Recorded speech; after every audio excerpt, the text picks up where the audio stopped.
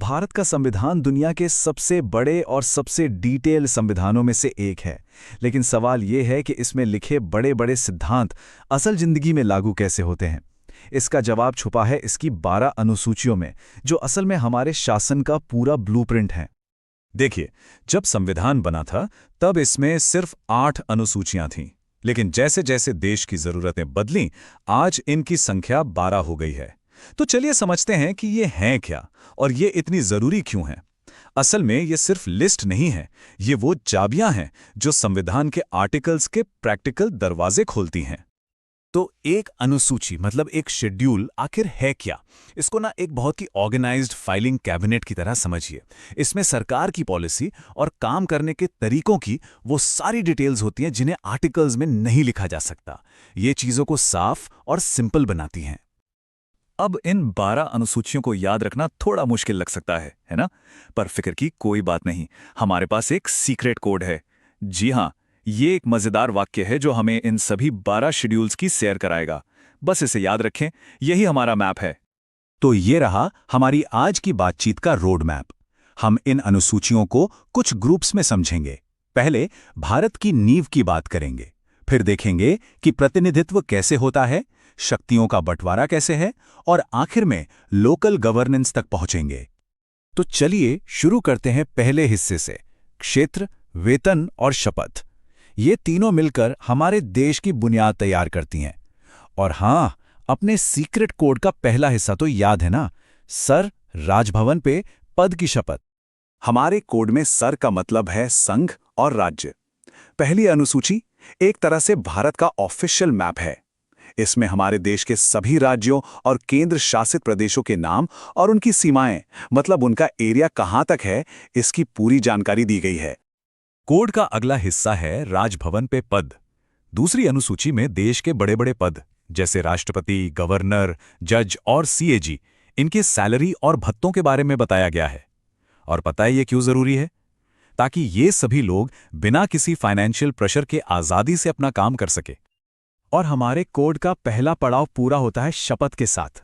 तीसरी अनुसूची में उन सभी शपथों का जिक्र है जो मंत्री, सांसद, विधायक और जज अपना पद संभालते वक्त लेते हैं। ये संविधान के प्रति उनकी वफादारी की कसम होती है। चलिए अब अगले हिस्से पर चलते हैं, प्रतिनिधित्व और प्रशासन। ये अनुसूचियां हमें बताती हैं कि संसद में किसे कितनी सीटें मिलेंगी और देश के कुछ खास इलाकों का शासन कैसे चलेगा। हमारे कोड का अगला शब्द है से, जो हमें सीधे चौथी अनुसूची पर ले आता है। ये अनुसूची राज्यसभा में सीटों के बंटवारे से जुड़ी है। मतलब किस राज्य और केंद्र शासित प्रदेश से कितने सदस्य राज्यसभा में जाएंगे, ये यहीं तय होता है।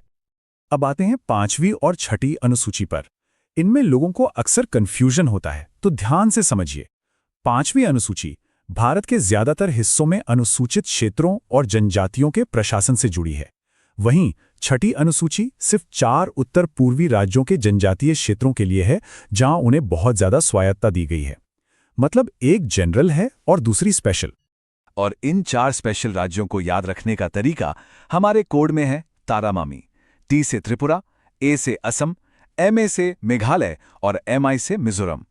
ये अनुसूची इन राज्यों की खास जनजातीय संस्कृति को बचाने के लिए उन्हें स्पेशल एडमिनिस्ट्रेटिव पावर देती है।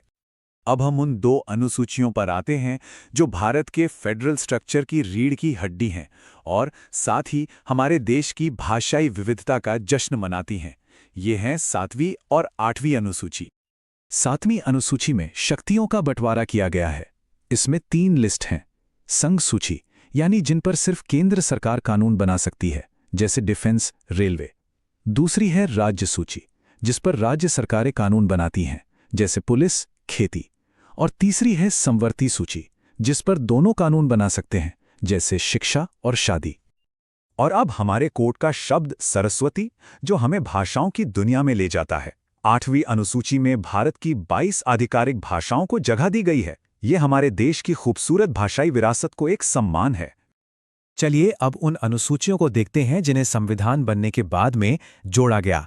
ये जमीन सुधार और पॉलिटिकल स्टेबिलिटी जैसे बहुत ही जरूरी मुद्दों से जुड़ी है। 9वीं अनुसूची को पहले ही संविधान संशोधन 1951 में जोड़ दिया गया था। इसका मकसद था भूमि सुधार से जुड़े कानूनों को अदालती समीक्षा से बचाना। ताकि सामाजिक और आर्थिक सुधारों को तेजी से लागू किया जा सके। हमारे कोड में बदल गया शब्द दल बदल कानून की तरफ इशारा करता है। 10वीं अनुसूची, जिसे 1985 में लाया गया था, ये सांसदों और विधायकों को चुनाव जीतने के बाद पार्टी बदलने से रोकती है। अगर कोई सदस्य ऐसा करता है तो उसकी सदस्यता रद्द की जा सकती है और इसका फैसला सदन का स्पीकर या चेयरमैन करता है। और अब हम अपनी इस यात्रा के आखिरी पड़ाव पर हैं। ये 2 अनुसूचियां लोकतंत्र को गांव और शहर के लेवल तक ले जाने वाला एक बहुत बड़ा कदम है, मतलब पावर का डिसेंट्रलाइजेशन।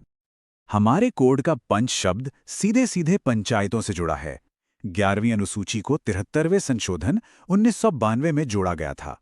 इसमें पंचायतों को 29 विषय दिए गए हैं, जैसे खेती, पीने का पानी, ग्रामीण घर, ताकि वो अपने गांव का विकास खुद कर सकें। और आखिर में हमारे कोड का नगर शब्द नगर पालिकाओं के लिए है। 12वीं अनुसूची को 74वें संशोधन से जोड़ा गया। ये शहरों की लोकल बॉडीज यानी नगर पालिकाओं को 18 विषयों पर अधिकार देती है, जैसे शहरी प्लानिंग, सड़कें और पब्लिक हेल्थ। तो भारत का नक्शा तय करने से लेकर एक गांव की पंचायत को ताकत देने तक, ये 12 अनुसूचियां ही वो मशीनरी हैं जो संविधान को आम लोगों के लिए काम करने लायक बनाती हैं।